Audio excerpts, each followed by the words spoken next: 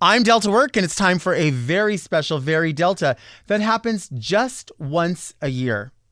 It's my birthday, and we are sharing it with the queen of brunch, the one and only Jules Long Beach. But first, do you want to see me go off? Because I think you want to see me go off.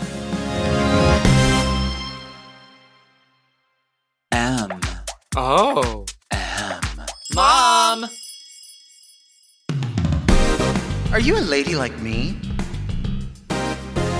Introspective, beautiful. Oh, are you intellectual like me? Beguiled by a bargain? You like wild times? Oh, like me? Are you serving the community like me? Well, if you are, then you must be Very Delta. I'm Delta Work, and this is Very Delta, a luxury public access podcast and YouTube talk show where I look gorgeous, speak extemporaneously, and invite fascinating people to sit on the couch and get very Delta. Very Delta is for the woman who wants to have her cake and be mad about it too, because it's never really quite right. But first, let's get into some things that are very Delta.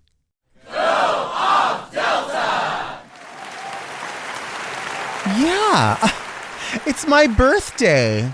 And what do I want for my birthday, Very Delta audience? I want everything. I want everything that I'm not willing to buy for myself. I want bottles of perfume that are super, super expensive. I want all the Tom Ford fragrances because honestly, I'm too cheap to buy them. Specifically, I want Lost Cherry or the peach one. I don't remember what the peach one is specifically called, but you know what it is. Just go to tomford.com, type in peach. And I want the big ones. I also want, what is that Killian fragrance that Rihanna wears? I want that. And I want this really specific purse by Nicolette Carlone, which is, it's like a suede purse, and then it has a safety pin like that big across the top. I want that. I love C's candy, so I would always love C's candy. I want to give you different price points here.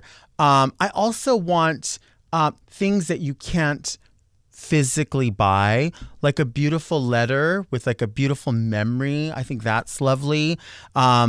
I love origami things that people have made. I think those are super beautiful. Maybe releasing to me a special recipe that you don't really share with other people, but you know that I would probably really, really love and wouldn't share with anyone else because it's a gift. I would only make it and tell people this is a like tried and true recipe. This came from someone's heart, so I can't release the specifics. I love a gift like that. I would love, I like what I call disappearing gifts. So, going out to lunch is a disappearing gift because like once that's done, all we have is the memory. Hopefully I don't lose bowel control, wherever we have lunch, but I'm not going to guarantee. But imagine the memory if that happened, like you'd heard the story and we went out to lunch and then you're like, oh my God, I really did go out to lunch with Delta and she really did shit all over the place. Like that would be a memory. I don't think it'll happen again. I think something that good only happens once in a lifetime, but it is a possibility. Not a probability, but it's a possibility. I love going to the movies, but I only like going to the movies in the early part of the day. And I like reserving the seats and I like sitting like usually pretty high up. I want to sit like in the back. Those are some of the things that I want for my birthday. But I also don't expect a gift, but sometimes people ask and it becomes difficult when some people are like, send me your Amazon wish list. And you're like, well, my Amazon wish list, honestly, is super, super boring. And as much as I do want those things, I think those are gifts for like family members or super close friends that want to get you something sort of functional. Whereas people who maybe know you from afar but are like, I really want to give you something super memorable.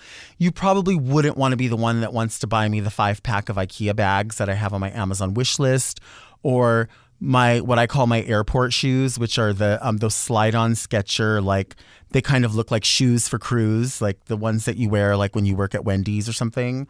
Those are like my airport shoes.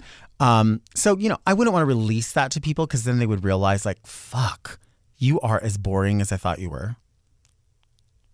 I never really expect anything from anyone. You know, I say in jest, like, oh, I want the most expensive things or whatever, but it always becomes awkward when people ask you what you want, because I feel like when you say to them, these are the things that I want, it puts in their mind that you have an expectation that they spend a certain amount of money or they spend money at all. And I am just not a fan of people getting in debt or feeling like money that they need for their necessities to get through the day should be spent to show how much they love you. If you are in that financial space, I think that's great and I do appreciate it. But if you're not in that financial space, and I've been not in that financial space before, or maybe still am in certain ways, I think it's an awful feeling when you've been conditioned to believe that in order to show someone how much you appreciate them, how much you love them, how much you love spending time with them, that you have to show it in a physical sense with something that nobody else was going to get because it's the most expensive and you had to trek across the world. Not everybody has those resources. Not everybody has that ability. Like, just, you know, Christmas wasn't too long ago, and you think about like these commercials where there's like a bow on a car, and it's like, you bought that for your partner and you never had a discussion about the fact that you were going to like mutually spend, you know, $50,000. Like, that seems, I don't know. I mean, unless you won the lottery. If I won the lottery, shit, I wouldn't even be over here talking to anybody if I won I would disappear, bitch. If I won the lottery, I wouldn't say a word. I'd be like that person that put the mask on and like went up to go claim their money. I would disappear. Shit, if I won the lottery, I would buy all those perfumes, all of them. I mean, I would like to think I'd be more responsible with the money, but fuck that. I want to buy a few things. Oh my God, if I won the lottery, I would probably have to go somewhere and have like my face peeled off and a new face put on. And I would have to like pay somebody to crack a whip at my ass at the gym so that like every time I said like I'm done, they're like, you're not done, you're not done. And I would just, you know, become this like specimen of, I don't know, that I've never looked like before just to see what it was like. And then I would, you know, I always thought when I was a kid, if I bought the lottery, like if I won the lottery, what would I do? I always thought I always thought when I was a kid, there would be a couple of things that I would do if I won the lottery. And that would be like, I would pay off the homes that like everyone in my family owns. You know, this is depending upon how much you win. You know, if you win $1 billion, you can buy everybody something. But you know, it would be nice just to have enough money to pay off houses that people in your family own or your friends own. Not everybody though, just the people that you like really give a shit about. And then all those houses that I post in my Instagram stories, I would buy those shits. Ooh, I would buy one on like the Eastern Seaboard. I would buy one in like a Gulf state. I would buy a few in the middle of the country, Kansas, Oklahoma. Those ones that they say are like $200,000 and you're like, this is stun. I would buy those. Of course, I'd have to have homes in California. I just want to buy homes. I think I would want to buy homes and I would want to furnish them. And I would want like, I don't even know if I'd want to, I guess I really wouldn't want to Airbnb them. What would I do? Live in them all? Maybe give them away. Maybe get them and look for people who have no house and put them in. Well, who knows? Then how would they keep up with that? How would they get groceries? They'd buy them groceries for the rest of their lives, I guess. I don't know. I also would love to have an animal sanctuary. That's what I really need to do. I need to have an animal sanctuary with just the cats and the dogs and the donkeys and reptiles and like all of that. I want to just take care of them. That's like I would love that. I would love to spend my life in the middle of nowhere just taking care of these animals. That would just feels like, I don't know how to do it. Hire people to teach me how to do it, I guess. When I think of one of my best birthdays, you know, I have a hard time saying that it's just one specific birthday, one specific time, because maybe it's just part of my nature that I feel like it hurts the other people that weren't at that event or who thought that it was a little better at a different birthday. But I always feel like the running sort of like common denominator for any extra special birthday is when people who normally don't come out to socialize or normally, have to work or don't have the time off, make it a priority to come out. Make it a priority to come and be there just for a little bit of time because they wanted to make it special. They had it within their time, their schedule, their travel ability to do something like that. I've had a few friends that have surprised me in that manner. Drag friends, I can remember, my friends like Detox making it a priority, Mayhem making it a priority, because it just happened to work that way. And it doesn't mean that because no one else could make it a priority that they didn't think it was as special. I always think of all this stuff in like what you're capable of, like doing the most that you're capable of without harming yourself or hurting yourself or putting yourself in a position where you're uncomfortable. Like I don't feel like if you have a party and someone doesn't come, I don't feel like that's them shitting on you. I don't feel like I've ever felt like you didn't come to my thing and that makes me feel bad.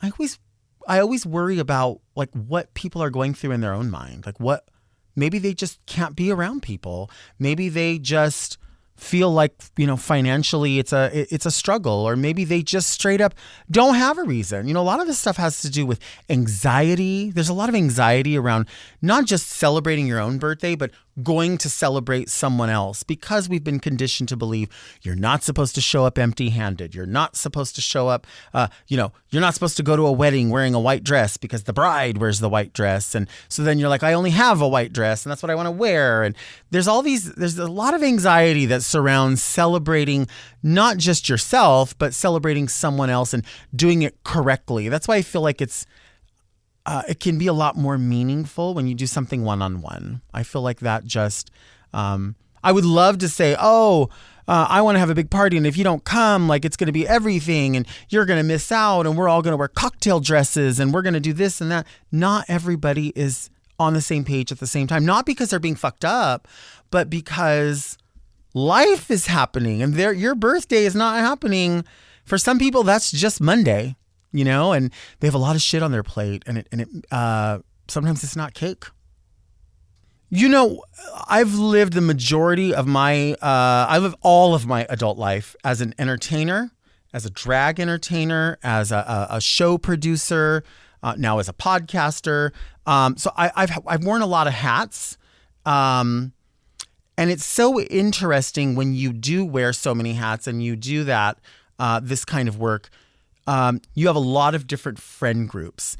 And so it's par for the course to utilize whatever event is happening in the life of a drag entertainer as a draw to bring people to your club to see what you do. So it's very common to have one, if not several, birthday parties throughout the course of a week or month that it's your birthday, because maybe you're only at that club once a month, or maybe these out-of-town entertainers are only going to be there at this time and they want to celebrate you. So you see all of those entertainers and you share your birthday publicly with a lot of people.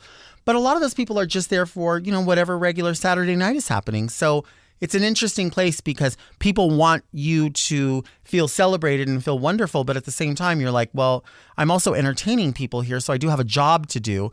So that becomes part of the party. I really like having something a little more low key with close friends that very often are also drag entertainers, but we're not in drag. Like we're at a house. This one thing I love is not necessarily having a sit down dinner, but having like snacky things all day. So like at Christmas, we did like a Dipsmas kind of thing where everybody brought a different kind of dip and a different kind of chip or cracker or fruit or vegetable. I love something like that where people can sort of just have small bites and talk throughout the whole night. I do like a birthday cake, of course. I love whipped cream, but I am a huge buttercream fan. So, do with that what you will.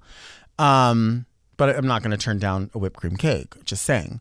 But, I like that. I like the idea of chilling out with friends, really just having no expectation of time or gift.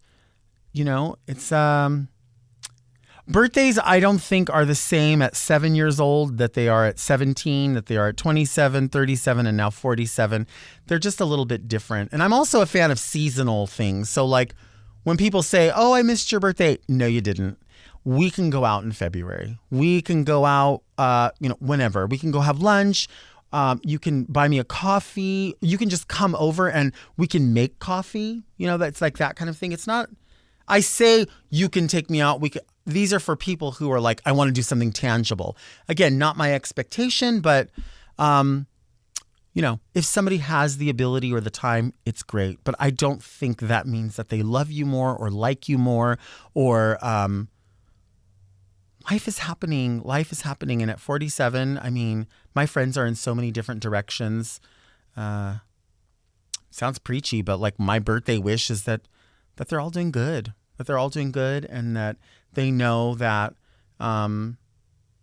everything has a season, and those people that are super, super important to you throughout your life may come back in another season, and maybe won't come back at all. Maybe they're in another year and you're just a year behind or a year ahead. And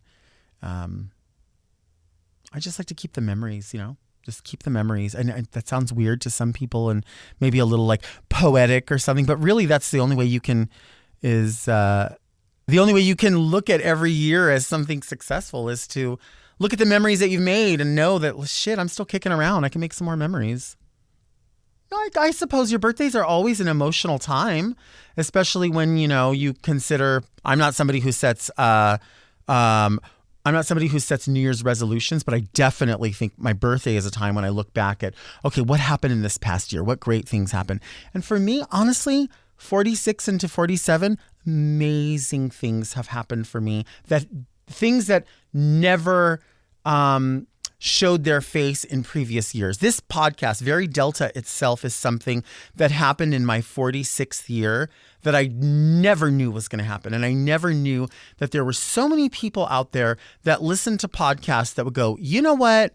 I know you're a little bit crazy. I know you have first world problems. I know that this complaining isn't really going to fix anything, especially in the backdrop of a country where, my very job is threatened by people with guns.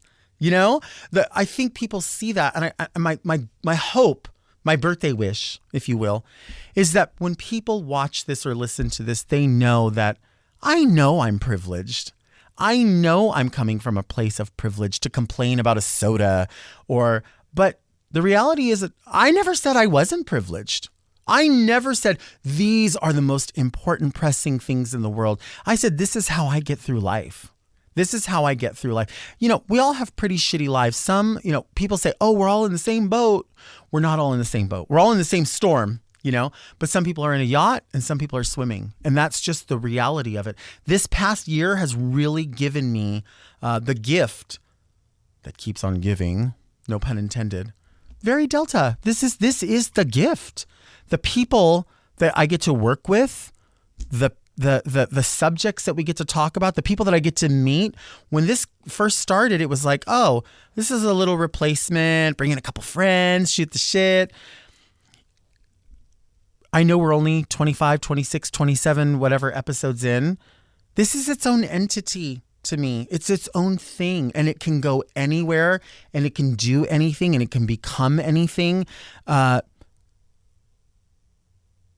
the gift. Like that is last year's gift to me now, is that I can do something more than I did the year before. I can do something more with my personality and my weird thought process and my tubs and tubs and tubs of wigs that I never wear. I can do that. And there's a group of people out there that are like, fucking do it. Just keep talking about whatever, because it resonates with us, because we think these same things too. You're just willing to put on a wig and talk about it and share it and not be embarrassed that, you're waiting for the next time you shit yourself in a restaurant. It's going to happen. I mean, possibly, not probably, but I would like to light my birthday cake because, listen, I feel like one of my catchphrases. I should have a shirt or something that just says, said it before and I'll say it again. I feel like I say that all the time. But I said it before and I'll say it again. Don't ask no bitch for shit. Don't ask no bitch for shit. If they give it to you, that's wonderful. But when you go asking, oh, girl, this was given to me. This birthday cake, this beautiful, beautiful birthday cake that makes me very, very happy because for two reasons. First of all, it's not like the size of like a quarter sheet of cake, but it's definitely bigger than a single serving. But I feel like because it's smallish, I can be like, oh, it's a single serving for me. Like I can have it and like some part of my brain says like, it's just for you. But another part of me knows that this should probably feed 12 people. But I mean, you know, what kind of 12 people really? But my producer, Mark, gave this cake to me. And these balloons, because he gives a shit, and that's a gift. See how I do that with nails? And you're mad because you don't know how to do it with nails, but I do. Isn't that pretty? Does it say? What does it say on the front? I don't even know if it says happy birthday or. Oh, it just says let's eat cake. I like that. That's non-denominational. That's inclusive of everyone, right? The reason that you're not going to want to have any of this cake is because as I clear my throat, I'm waiting for my COVID results. So here we go. There you go. The cake's all mine now. Do you want to see me eat cake? Because I think you want to see me eat cake. Do you want to see me fart on a cake? I think you want to see me fart on a cake. Do you want to see me take a break? Because I think you want to see me take a break.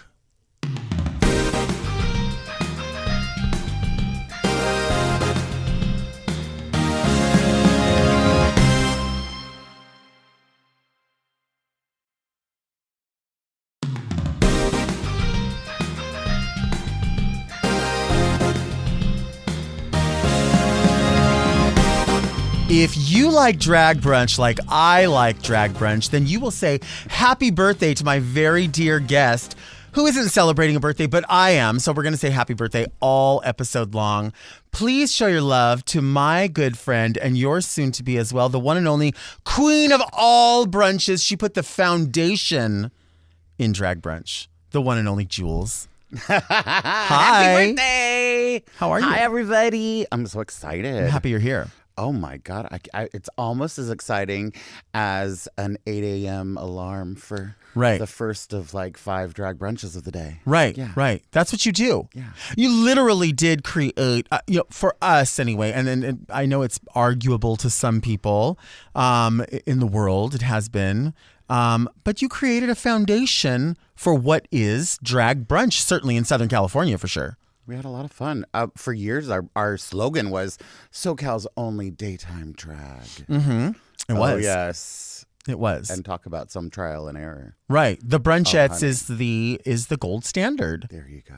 Yeah. And you're not saying that. You've never boasted that, but I'm going to say it because I'm part of it. So, if I'm part of it, I want it to be the gold standard. But there certainly are a lot of amazing brunches that happen and which keeps everybody employed, and that's great. But do you, when you think of brunch and you're always entertaining at brunch, do you like going to a brunch on your own, even if it's not a drag brunch? I had never, ever been to a drag brunch. Well, there wasn't one. Well, there wasn't one. And it all started happening because there was mimosas available, and we would go get together at Hamburger Mary's in Long Beach after a crazy weekend, and we'd be having our mimosas and cutting up on the patio. Right. And then, of course, someone decided to go and drag one day, and then we're like, well, we could make $1 off of this. Right. And we had a grand old time. Right. And it was very organic. How many brunchette shows at different locations would you say there have been over the years?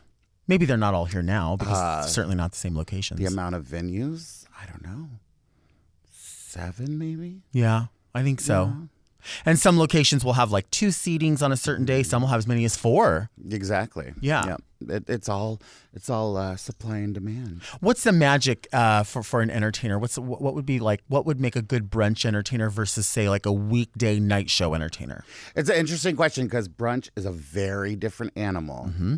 And so some of the things that you would feature and be amazing on stage in a theater production doesn't translate the same way at a brunch. Mm-hmm. And then some things at a brunch I probably wouldn't want to feature, on the main stage of a big theater. Right. So it's I don't know. I like to think of sing-along numbers and, involving the crowd. What do they want to see at 11 a.m.? Right. What are they're just waking up.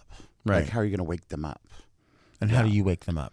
Well, I wake them up with beautiful love songs, Mm-hmm. and I wake them up with fun pop hits. Mm-hmm. And I always like to do staples like throw in a "I Will Survive" or a stereotypical. I mean, some people would say a stereotypical drag number, Mm-hmm. but something that if you're seeing drag for the very first time, what makes it fun and approachable to you? Right. And so many people are there for the very first time. So this is how we're going to introduce it and make it fun. And let's get crazy. Mm-hmm. And and I love that. I love that too. Would you say that at a brunch, that would be like the best place for someone to see drag for the first time? Is that the right setting? I don't know if it's the best place, but I think it's the most approachable. Okay. It's probably the most approachable. You can bring your grandma and your mama and your cousin, and everybody can celebrate together. And it's a fun, raucous atmosphere, but you're not in a leather bar.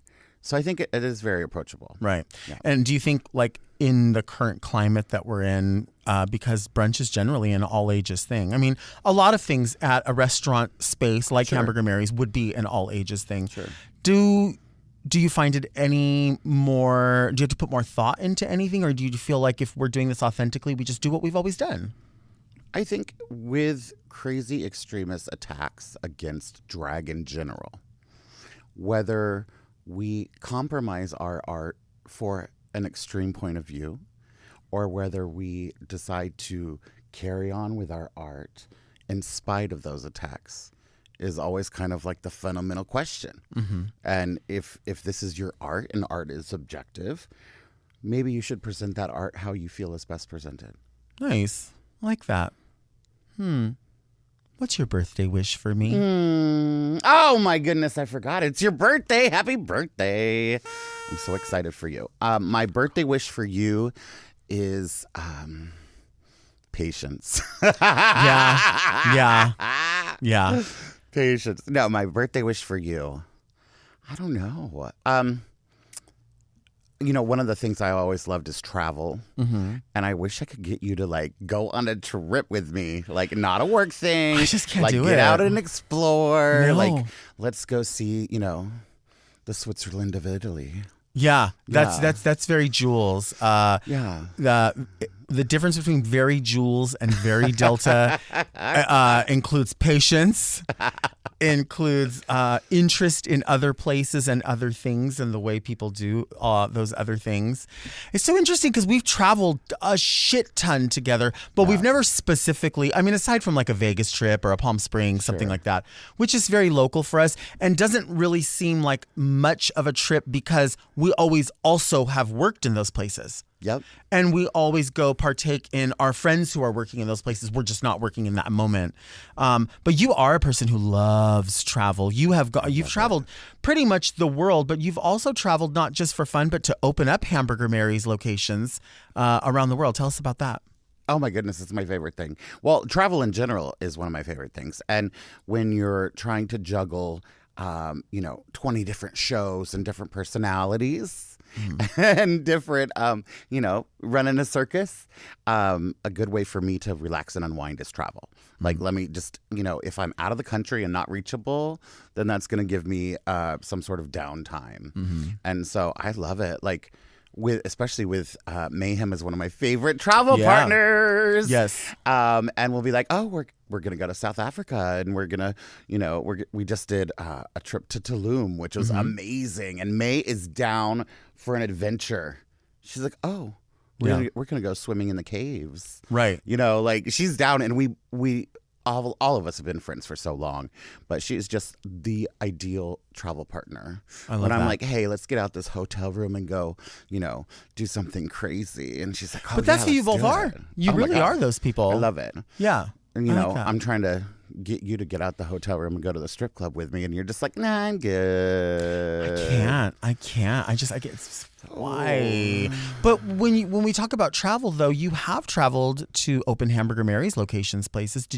When you go to those places, do you also have downtime, or is it pretty much all work? I try to build in downtime, and I love Mary's as the executive director of entertainment for Hamburger Mary's International. It's been my life for decades now, Right. And we have exciting new Mary's coming. I'm so excited, and we're always looking for people who are excited about opening a new franchise, Right. and sharing the gospel of Mary's and bringing that fun to your town or your city. And the beauty of it is, here's a book, open it up, here's all the directions, like, let's set you up for success. Right. And bring more drag to the people, of course, along with delicious hamburgers. When I go to open a new Mary's, I like to see whole town. I want a good picture of the environment it's going to be in.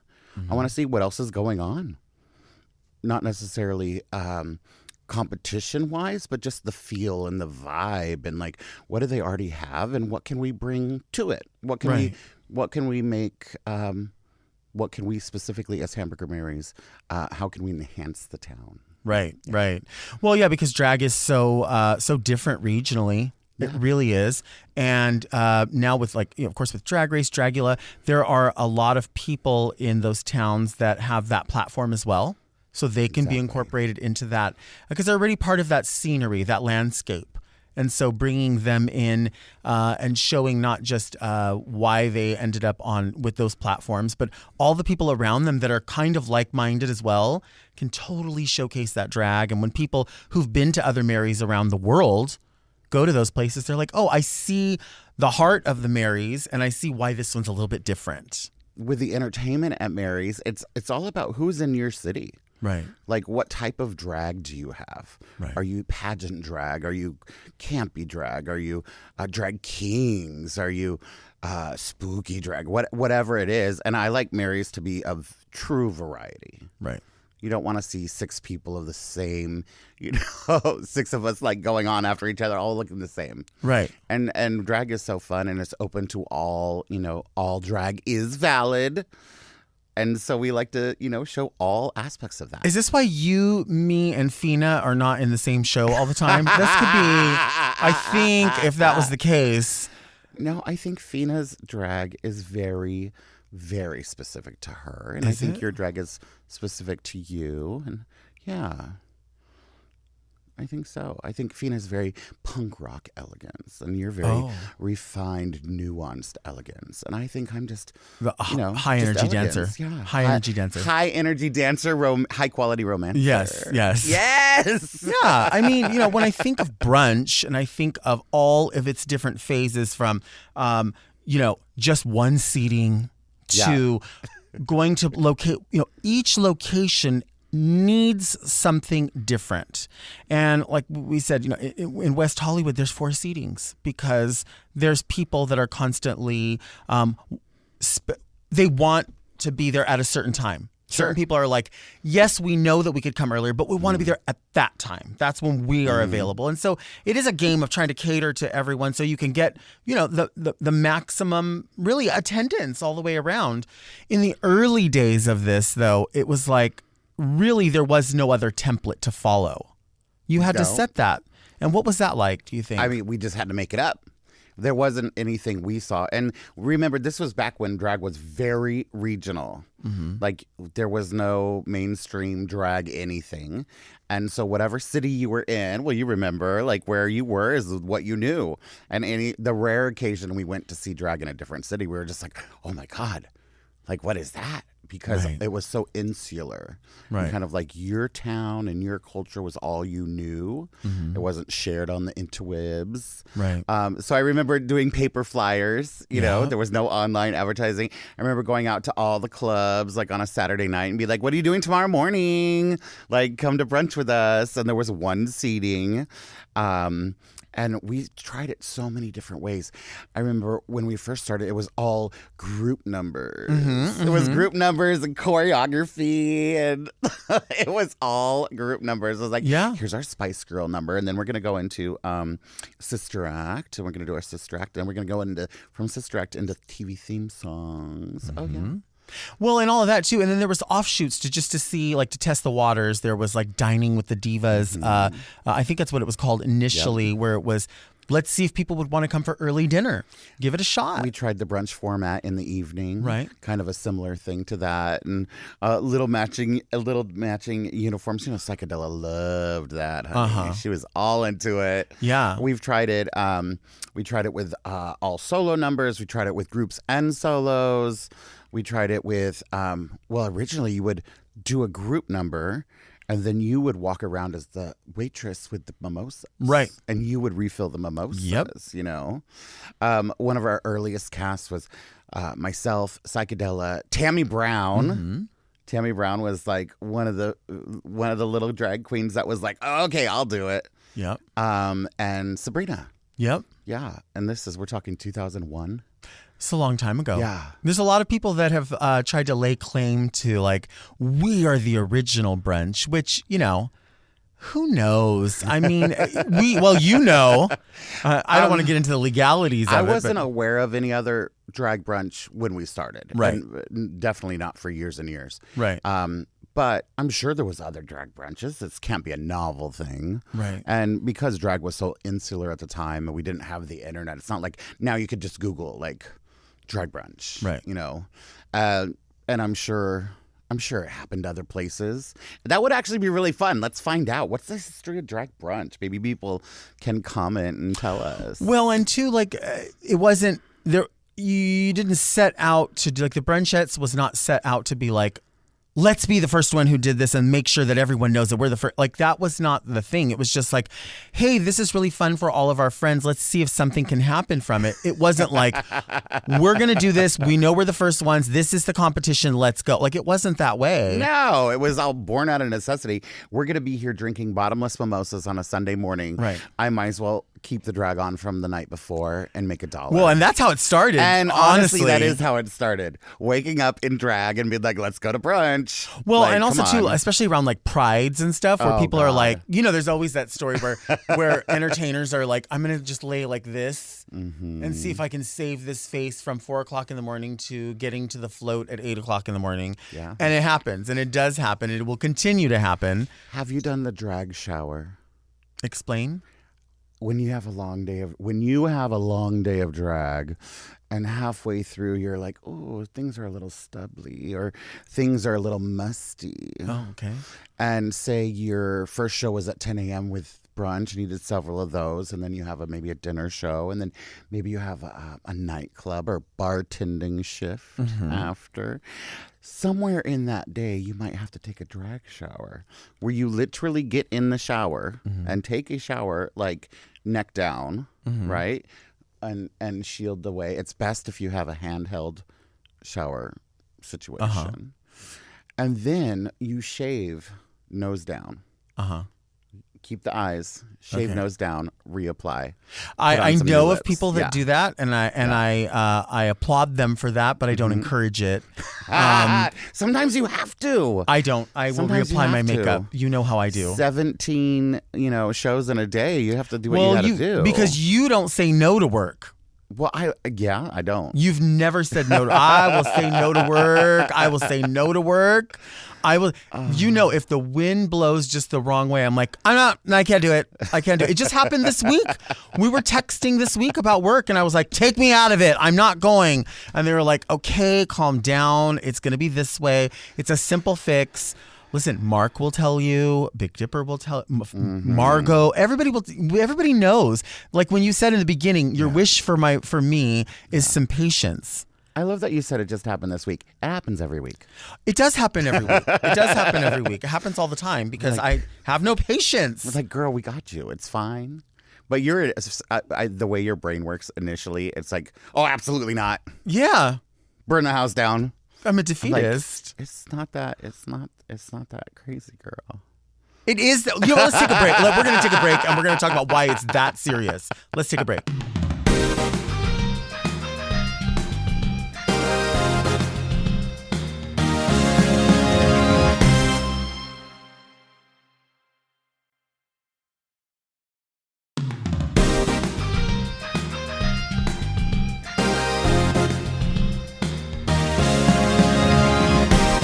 How do you do it? See, I'm a natural beauty with organic laughter. That's how you laugh. I'm just here trying to have a good time. And you're always coming for me. That's how you do it. That's See? not how I do There it it. is right there.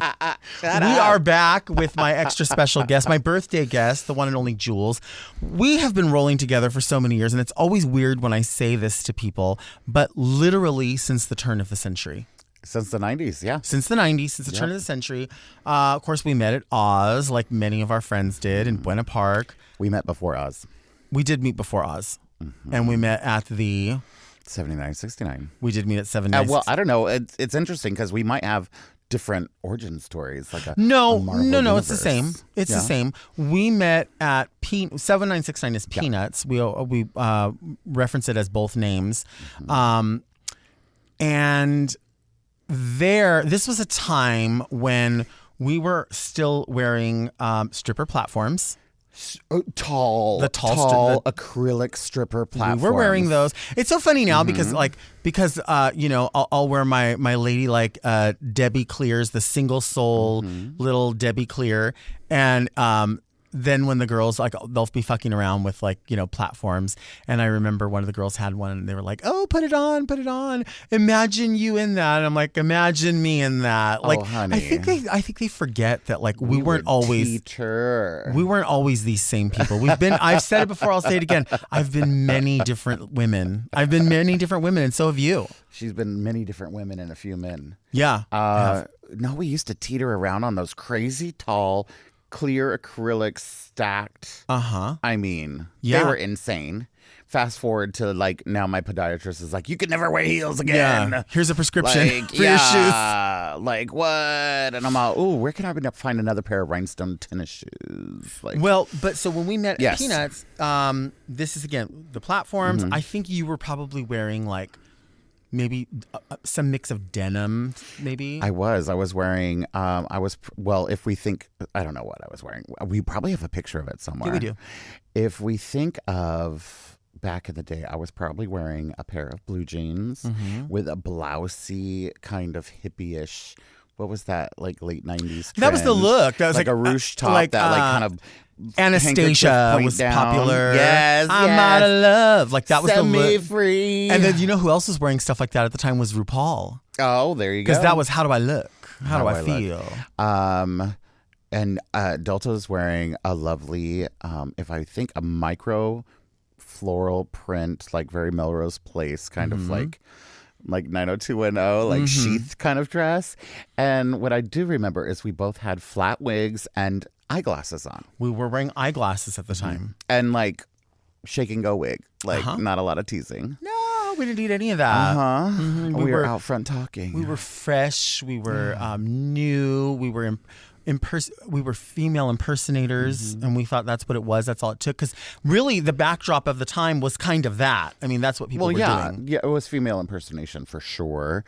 And we were going to a club that had a lot of working girls. And I would go dressed up because I was not 21. And if you went dressed up, they wouldn't ask. Right. Yeah. Very true. Very true. Well, remember also at that time, we filmed a movie called Skinwalkers. That never came out, did it? It didn't. And RuPaul was in it. Speaking of RuPaul, she was in the movie. And it recorded right there. We filmed right there on the corner of Hollywood and Vine. Vine. There was a club there. It was called Club Deep. Yep.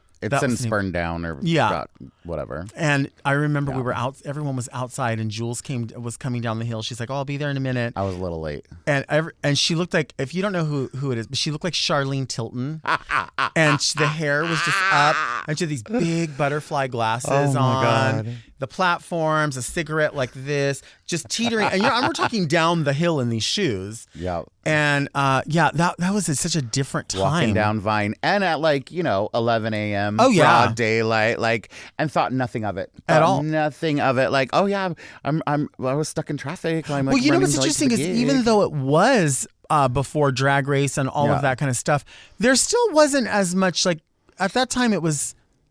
You would see that kind of a lot, maybe because there was so much filming going on, so it wouldn't surprise people. It wasn't because there was a lot of filming going on.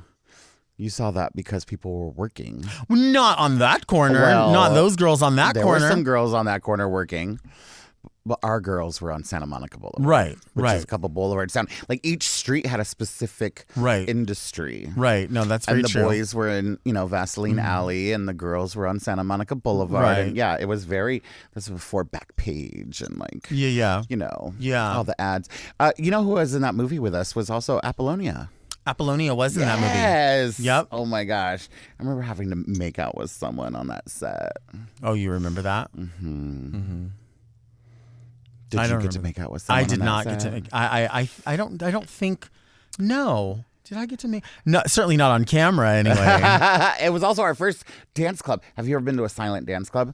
Oh, it silent was. Dance club. Was it your first silent dance club? Yep. I'm sure we've both done more. But yeah, when you're filming and you're in the club and you're like, well, and they'll play the music for a couple seconds and then they'll cut the music, but you have to keep the rhythm. Same energy. Yeah. The same energy. And then everyone just going in, but there's no music playing. And at all. We have lost our minds. At all. I was thinking, because this is the beginning of the year, it's been hard to sort of, for me anyway, it's always hard to get back in that momentum from the holidays, because maybe work doesn't happen for a couple of weeks after for me, the way things are scheduled. But I feel like once we get past January, once I'm past my birthday, everything starts going really, really fast. And honestly, Pride will be here before we know it. I love going to Pride. Yeah, the Pride season really is kind of all year for us. It is. I mean, you can stretch it out all the way through. I think the last one is Palm Springs. Yeah. That first, and we've always loved going to Palm Springs Pride. Love. We have to get that together this year. We kind of missed the ball last time. We did last year. Yeah. There was a lot of other events going on that we didn't factor into, but for this year, we could do something kind of fun. Not just events, but just going to hang out. We like renting a house in Palm Springs with a couple of our friends. There's usually a detox and a mayhem, and all kinds of our friends are with us. Yeah. And our buddies, a little Ozma, a little Preston, a little bit of everything. Yeah, it's fun. We have a good time. We do. What do you think is your aside from home, because home is Long Beach is our home Pride, but aside from that, have you been to another Pride that maybe is coming up this season that you would like to go back to? I really enjoy San Diego Pride. I love San Diego Pride. I love the big park that they have it in, and I really like I forget what it's called, but it's kind of like Pride. It's in Chicago. Maybe someone out there knows. Market Days? Market Days. I know you love it. I love Market Days. I have so much fun at Market Days. It's always been your favorite. So much fun at Market Days. But if I had to boil down my number one Pride memory, and especially on your birthday, it's so special, is a very special meet and greet that Delta did for Pride one year at the CVS. I hate you so bad. And you know what? I will provide video and photo evidence that I still have. I actually love it. I mean, it was a little bit moded in the moment, but then in reality, it is the best though. It is truly documented. Do you want to explain? Delta was just coming off of Drag Race, and we were so excited for her. And you know what? Not just us, but the city of Palm Springs was, and especially your buddy that worked at the CVS, Bill, and was so excited. And so there was a meet and greet sponsored by Absolute. And it was set up at the CVS in Palm Springs on Pride weekend. Weekend. Like 11 a.m. to 2 or to The 1. timing was a tad unfortunate because you had all of these Pride activities happening, or you could go to CVS and meet Delta in the photo department. And she was doing a meet and greet, and they had a little rainbow background. And I mean, it really was super cute.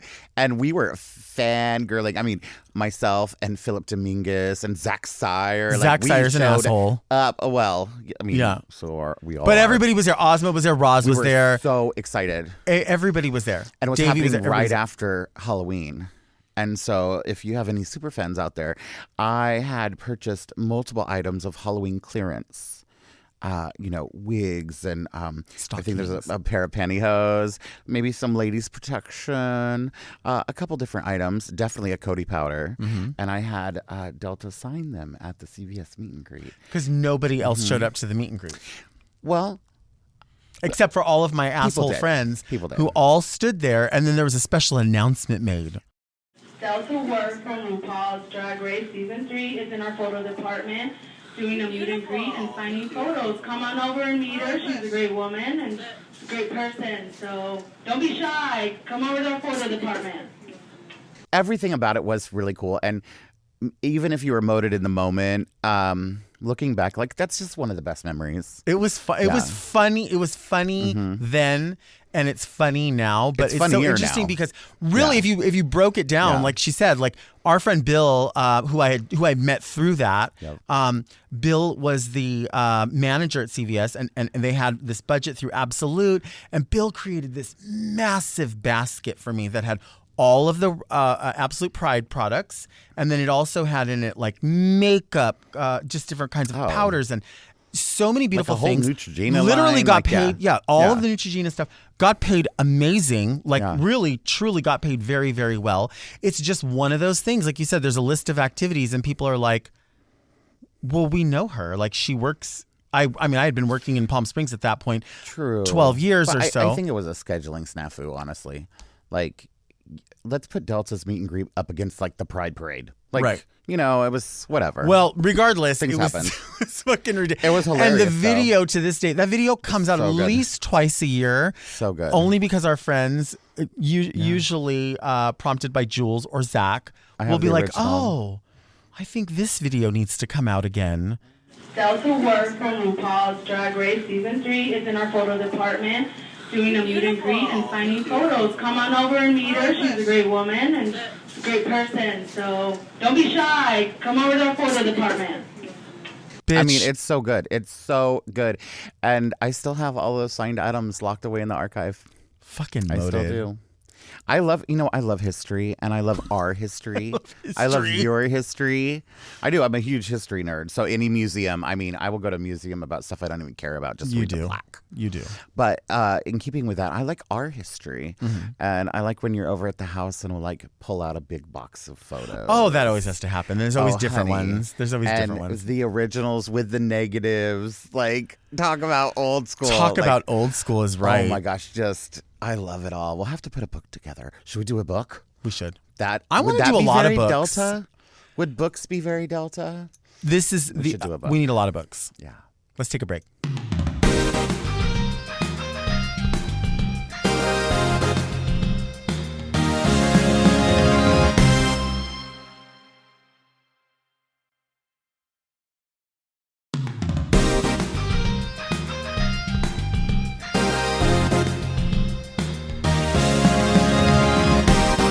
And we are back. We're just talking about the old times. We're talking about throat lotion from La Femme.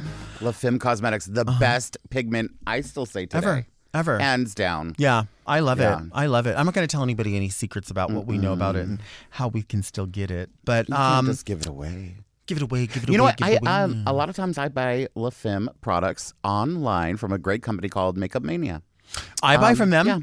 I buy from Makeup Mania and I buy from Camera Ready Cosmetics. They have all kinds. You know what I found the other day in a box of makeup?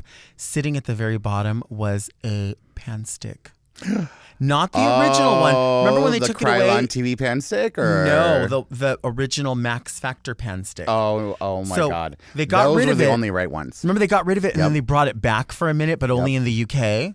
And I ordered some. I found one and it's still good. It's not rotten or anything. I mean, it wasn't that long ago, but it was long enough. This is... Go ahead. Oh, I have a question. So if you think about the Max Factor pan stick, and we've been in the game and friends so long, there is a timeline of foundations we've all used. And we all kind of worked around cosmetics or with cosmetics, or you were in beauty school and I was at the makeup counter and we all kind of traded trips and ticks. People say, who's your drag mother? And I'm like, I don't really have a drag mother, but I have drag sisters. Right. We all learned from each other with we're sitting in a dressing room with Chanel and Raja and Delta and Mayhem and Raven. And we're all just like, oh, okay, this is how we go. Right. So I remember using Dermablend. And I worked at the Robinsons May and got my employee discount. Yeah. And then, of course, Max Factor, the pan stick, the original one. And then, we've just kind of on this evolution of different foundations. Right. Today, I wear the Givenchy, which I love. I never thought I'd use liquid foundation in my life. Yeah, it's great coverage. And I swear by it. It's great coverage. It's beautiful. I can remember when Chad Michaels taught me to take to open up the pan stick. You squeeze it up all the way to the top until that little piece falls out. And there's a good maybe half an inch of cream foundation in there. So we would save them up and then you would put them on a paper plate and microwave them. Shut up. I never Chad heard Michaels that trick. taught me this. What? He's like, this is what you do, girl. And he showed me how to do it. Microwave them. And then once they would get to liquid, you would take them out and then you would pull one down all the way till it's empty. And then you would pour them all in there. And you would watch it fill. Then you would take a knife or something over it. And maybe about 6 or 7 of them would fill up a whole other one. Promise you. He probably doesn't do it now, but he taught me this. Chad taught me that 20 years ago. I never got that lesson. Yeah. I've learned some amazing stuff from Chad, and talk about knowing how to be resourceful. Sure. And knowing how to be the most polished professional. Right. He is a perfectionist. Right. That's where I got all of my flawless. organizing with little containers. Oh, is he all was from the Chad. first one. I learned that from Chad. When we were little baby drag queens, you'd walk in and, Chad was the legend. And everything is perfectly with the towel and perfectly laid out. Oh, my God. Yeah. So amazing. I love it. Well, this is a segment of the podcast called Read Me Delta. And this is where people send in letters. Read Me Delta! If you want one of your letters to be answered, send your letter to readmedelta@gmail.com. They will filter their way through and we will get them. This is our first letter. And a letter opener. I'm so proud of you. Thank you. That's well, I have elegant. them, but I forget them sometimes. That is so elegant. Look, we're classy today. Okay. First letter. Hey, Delta and beautiful, stunning guest. My question is about the art of celebrity impersonation. Speaking of Chad Michaels. Yes. As the #1 Olivia Rodrigo drag impersonator in my city, part of the country, how can I deal with other queens who want to perform Olivia's songs on the same night?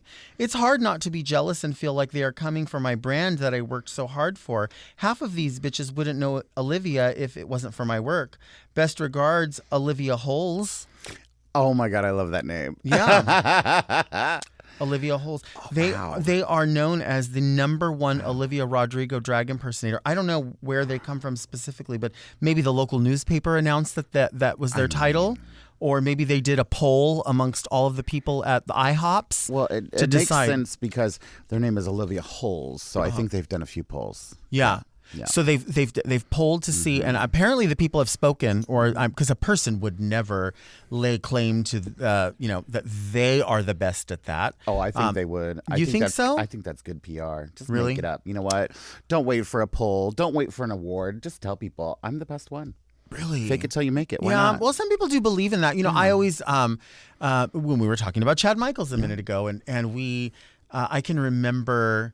There's people that will put up a celebrity picture, and it's fun to do it, to say like, oh, here's my outfit that's inspired by this picture. Like, that's a fun thing to do because you want people to know. But there are people that I have known that will post a picture of a celebrity and a picture of themselves as that celebrity, and they'll do like a spot the difference or like I'm the number one. Some of those are my favorite because I'm like, well, you don't look anything alike. Right. You're a big are, fan, and that's wonderful. I think there has to be, we have to break down the terms when we're talking about a tribute artist versus a celebrity look-alike. And, I spent a good chunk of the past 10 years, chunky, no pun intended, believing that people wanted to see me impersonate Adele. And then there came a point where obviously Adele lost a significant amount of weight. But whether with her new weight loss or even before, I was never the same size as Adele. And I knew that, and people knew that. But there was a reasonable facsimile where people were like, we get what this is, and it suggests enough, but I would never think that I was the number one. I think that's a dangerous thing to do because it also pigeonholes you. You see, Chad Michaels has never, ever said, I'm the number one Cher. He lets Cher say that. Do you know what I mean? Which is brilliant. People still want to see you do Adele. Oh, sure. They have a I heart. still want to see you do Adele. And I like doing it. Have you guys seen her do Adele? Oh, my God. The emoting, the emotion. I love it. You are an actress just right here.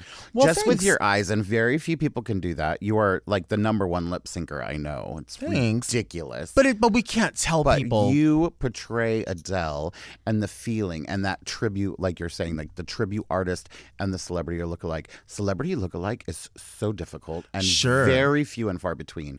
And there was a lot of tribute artists. And do sometimes people confuse the two? Right. Probably. Well, you know what's beautiful, too, is that when you watch people, like my favorite thing is to see Bette Midler impersonators. Oh, my God, yes. And I like doing my own You do a great Bette. I love my own little I tribute. love it. But what I love watching is how different they all look out of drag. Mm-hmm. And then watching what they all have to do to get to where you say, oh, you do look like Bette. Because when you look at it, the makeup is so different from one to the other, but it ends up achieving the same goal because you're cheating this feature and that feature, and you're adding in this and taking away that. And some people are like, I have to do it with red lips or it's not as believable. Some people are like, it's not about the lips for me, it's the eyebrow. You know what I mean?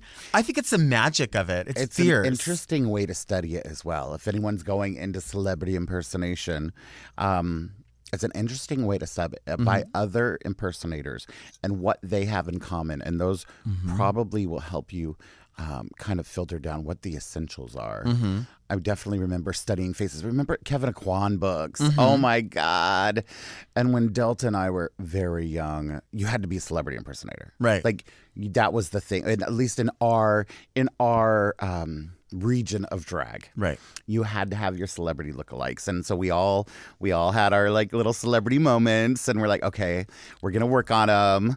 But girl, I mean, in this day and age, when people are impersonating people, what do you do like as far as makeup goes for your Olivia Rodrigo? What do you do? You know, I've never done Olivia Rodrigo. I see it in you. When I look at you, I see it. I haven't. Really I love do. her music though, and I would love to do one of her songs. I don't know. It's like both of us think that we're Dolly Parton, by the way, especially during Christmas. But we always listen, everybody really gay feel, is Dolly Parton, girl. Everybody gay is Dolly Parton. And you know what?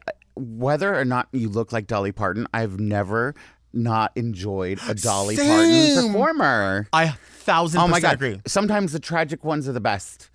But you feel a spirit behind it. And so anytime you have a spirit behind a celebrity, I don't care if you got it nailed or not.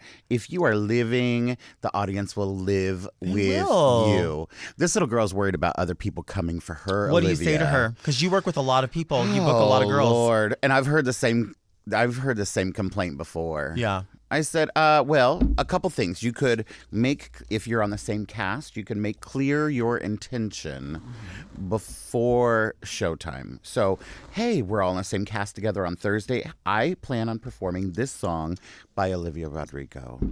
Or, hey, I would appreciate if I could do Olivia tonight. Or whatever. But having that ahead of time, not surprised at the last minute. Like, if you need to claim a song, like we done a million themes before, we're like, hey, this is my song. Right. You know, just say it right up front. Communication is I don't think there's anything wrong key. with that. No, I think that is a smart thing. And also, too, like, If your community has named you the #1 Olivia Rodrigo impersonator, and you know that to be true, I think what you need to do is let all these tragic messes who couldn't even possibly compare to your level of professionalism, let them have it. Let them do the number. Go, oh, you know what, girl? Why don't you do Olivia Rodrigo? And I'm going to sit back over here and I'm just going to do one of my other like millions of numbers. And then I just want to see the crowd and what they're going to think of you. And then the next time I show up, I'll do Olivia Rodrigo and then we'll see what they think. Okay, counterpoint to that. You know, you're the #1. You're always going to look better. Who cares if they're doing another song? Right. Why are you threatened by that? Yeah. If you're really the #1, you wouldn't be threatened by that. Yeah. You'd be like, you know what? They love her music as much as I do. We're all going to celebrate her tonight. Let her do and it. I'm going to come out as the real one. That's what I'm saying. Ooh. Let that ass have it. On the All other hand, don't you have more diversity than just Olivia, though? Like, you need more than one act if you're a successful entertainer. The people can't, like we talked about My Dolly girl. Parton. When you think of names, it's like Dolly Parton, Cher, Olivia Rodrigo. Yep. People want to see Olivia Rodrigo. They can't get enough of Olivia Rodrigo. You could do mega mixes. That's definitely a brunch go-to. Everyone wants to see as many Olivia Rodrigo impersonators, and I believe there's a lot of them. I believe that. How about another letter? I'm glad you believe that. In that pretty bag. I love that. Just flew in. Yeah, flew in they magically. mail things like this. Sometimes they come FedEx. Sometimes on the wings of a snow white dove. On the wings of love. All right. I do see you as Olivia Rodrigo, though. When I look at you, I see Olivia. Is it Olivia Rodrigo? There's another one. Oliver Platt. I see you as Oliver Platt, kind of. Maybe. You're very kind, sir. Look at this. What is this? A JCPenney gift card from the fans. Gifts? Hold on. JCPenney's is out of business. No, it's not. It's I still got a around? gift card. No. There is a gift card right here. Where is the JCPenney around here? Look, that's not even scratched off. That's the code. That is vintage. It's not vintage. It's brand new. I thought they all shut down. Hi, Delta. I know Delta is an intellectual, but what's on her bookshelf? Is Delta a book woman? What magazines are in her bathroom? Which section is she lost in at Barnes & Noble? What books does she think are sexy books? Your bookworm fan, Very Justin. Well, I think this letter was not written for me. Because, like I always say on Instagram, when people are on Instagram, I'll post something and then they'll go, I love this hair on Delta. Don't you guys think X, Y, and Z? And I'm like, this is not a chat room. I posted this. So why don't you just comment and say, hi, Delta, I really like this hair color on you. Or I really think you look fucked. Well, don't say I look fucked up because that would be impossible. But you see what I'm saying? Like, this letter wasn't addressed to me because it's not properly like, hi, Delta. I believe that you are an intellectual. What's on your bookshelf? You're saying what's on her bookshelf. So that would be them asking you. So why don't you ask me those questions? See, the thing is... But I appreciate the gift card. And I see myself going to a JCPenney that has Sephora in it. They have one in Lakewood and they have one in Downey. There's still JCPenney open? Yes, there is. Well, I guess you don't know where to find things. I guess we should go to Downey. First of all, does Delta read? Yes, she reads People. Right. Anyway. Hi, Delta. What's on your bookshelf? You know what? Perfume. Perfume is on my bookshelf. Awards and accolades on my Emmy bookshelf. Awards. VH1 Music Award. Video Awards. What else is on my shelf? Cats. Head vases. Multiple You know what? cats. I haven't read a book, honestly. I have not sat down and read a book probably since last summer. And that's fucked up. But what I am interested in reading is the Prince Harry book. Oh, The Spare. Yeah. Honey, the way that they promoted that, it's it is the, something like the fastest selling non-fiction book like ever. Mm-hmm.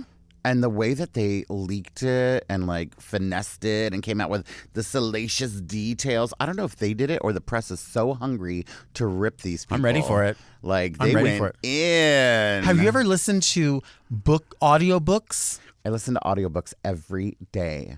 every day. Ah. Now, I was a huge Audible fan. However, I learned about something called Libby. Oh, what's that? So Audible is a subscription service through Right. Amazon, and it's great. It literally has every book you could ever imagine.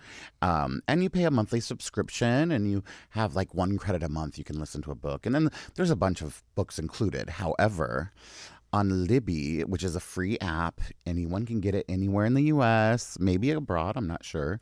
You listen to books with your library card. Oh. And so you enter in your library card information, or sometimes you can even get one through the app, like in your local area. And so you can check out books from the library, like audiobooks or regular digital books. And it's really cool. That's and it's fierce. free. And it's free. And it's an extension of your library service I called love that. LIBBY. And I was listening to an audiobook on the way here. I love The that. Women in the Castle. Very you. The title is very you. I don't know what the book is, The but the title Women is in very the you. Castle. Yeah. It's great. I'm not done with it, but it's really amazing. What's another question? Okay. What magazines are in your bathroom? There aren't really any magazines in the bathroom, but when I do go to other people's homes, I like to look at catalogs that I've never seen before. There's a catalog called, I think it's a catalog called Serengeti, and I like to see that. I used to love, speaking of JCPenney, thank you for the gift card, by the way. I used to love looking at the big JCPenney catalog. Do you remember the big one? I remember the underwear pages. Uh-huh. There would be that. And they also had like the bridal section. I used to love that. I like looking at, well, back in the day, the International Mail catalog would just show up, or Oh the my God. Fredericks of Hollywood. They just had some sort of documentary come out about the international. Was it the International Mail Catalog? Uh-huh. I think so. Oh, I need wanna to see it. I haven't seen it. I didn't know it existed. I want to see it. I read an article about it, and I'm like, oh, I need to go watch that. Yeah, I would like that. But all of those catalogs I miss. If I had to guess what magazine was in Delta's bathroom, can I answer the question? Yes. I would say October 1993 Country Life. Oh, I like that. That's what do I would like imagine that. is in, like, just sitting a little bit, not a little bit dusty maybe, just sitting on the near the toilet, so you can just like enjoy some. Well, on the wall, one of those like oak on the things. wall. Yes. Not knotty pine, oak. Oak. Because next to the crocheted cover doll on top of the toilet paper. Remember before bath bombs, there were bath pearls. Oh my God. Yeah, those Sarah Michaels, I something think like that. October 93 Country Like Life. that. Yeah. We probably did have that, but I know that I also used to love like W magazine back in the day. Harper's Bazaar, of course. I like stuff like that, but I also love looking at catalogs of stuff just to get an idea. I like the in-depth investigative reporting at Vanity Fair. Vanity Fair has some of my favorite covers ever. My number one favorite cover ever is Cindy Crawford and Katie Lang, and I think it was Annie Leibovitz. Probably. Maybe took that picture, It if sounds not great. her Brits. Yeah. And then also Roseanne, when she was on the cover with I think she had an orange or some piece of fruit. She was wearing a corset, boobs out, rose in her hair, legs spread wide open. In this, just like it was a different time, it was a different time when I feel like we knew you've people- recreated that photo shoot before. if not, we need to do it now. Remember, we were on the cover of GED magazine We were on the cover as of GED magazine. pinup girls. We were. We created pinup. We were. There was no other before. And I saw that picture the other day, and I'm wearing a corset top with a big fluffy skirt, and it's so cute. Except the corset top, I still had a full bra on, like a nude bra on above it, which is just all like just bra out. Well, I mean, like, we were doing the best okay. with what we had. It was you, me, and Morgan, and we were trying to match as Oh much my as we God. could. Yeah, That was fun. it was fun. Let me see this letter again. Who did we? Justin. Oh, Justin. Very Justin. bookworm. Very Justin. I don't think we really fully answered your questions. But I do think books are sexy, and I think being very Justin is very sexy. Don't you think? I think that Delta loves to read. I do love to read. Somebody asked me, what that mouth do? And I said, hurt your feelings. Absolutely, 100%. That's what it does. Oh my God. Thank you so much for being here, Zools. Thanks for having me, My birthday Jules. girl. We should share the story one day about Zools and why I call you Zools, not Jules. But that's for another time, another place. A lot more A information. little Maybelline to spread on your face. You have to leave a little mystery Yeah, for the a little kids. bit. This is a perfect way to celebrate my birthday. I love this. Really, you know that I do love celebrating my birthday, and I love keeping it just kind of tight. And I think that's what we were talking about in one of the letters was, keeping things a little bit smaller, a little more intimate sometimes is just the best way, especially as we get older, I feel like. You know what I mean? It's like, somebody was saying the other day, like, oh, how come you don't go out? And it's like, we work out. We don't work out, but we work out at places. You know what I mean? You've always been kind of like a little homebody, and I am. you like to keep it quiet. Some of my favorite times are when we're hanging out, or like when you'll come over and we'll hang out at the house and be chill. And I love celebrating you. It's such an honor to be your friend for so many years.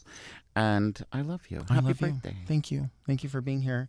Thank you all for listening to Very Delta. You can search for Very Delta on your podcast apps. We come out every single Monday. And we want you to subscribe so you don't miss an episode. You can also check us out on the YouTube channel where you can watch the talk show in its entirety with all of the guests. A special hello, by the way, to everyone out there watching the talk show on YouTube. Also, you know what's Very Delta? Subscribing to Mom Podcast so you don't miss an episode. Send all of your questions to readmedelta@gmail.com. You can follow me on Instagram at DeltaWork. And of course, where can everybody find you? You can find me across the interwebs at Jules Long Beach, like jewelry, Jewels, Jules Long Beach. Every time I type in Jules in my phone, it's just Jules. And maybe that's your lookalike is Jules Verne. You think that could be your lookalike? No, it's Jules like jewelry. It's Jules like Olivia Rodrigo. Oh. It's very similar. Also, we now have dedicated socials for the show at Very Delta on Instagram and on TikTok. You can see clips and updates and all of that there. And I want you to join me right here next week for another episode of Very Delta. And until then, you can just stay at home and keep things very, very Delta.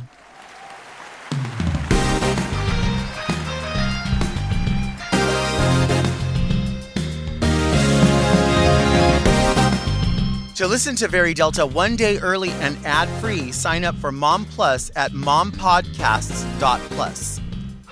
Very Delta is produced by Moguls of Media, a.k.a. Mom. Hosted by Delta Work and produced by Mark Jacobs. Engineered by Margot Padilla and editing by Doug Robertson. Executive produced by Willem Belli, Alaska Thunderfuck, Big Dipper, and Joe Cilio.